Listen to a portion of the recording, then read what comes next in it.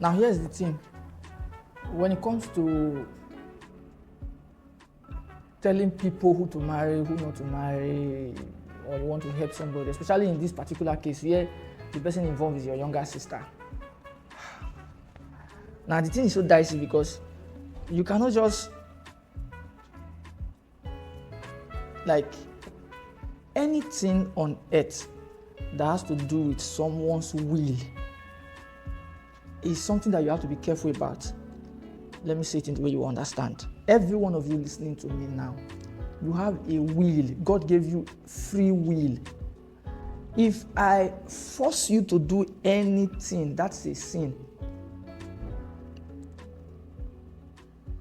That's why God does not force us to do anything. God allows us to do whatever we choose to do.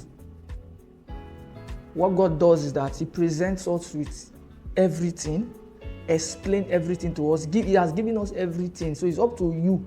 If you want to go the bad way, you can go. If you want to go the good way, you can go.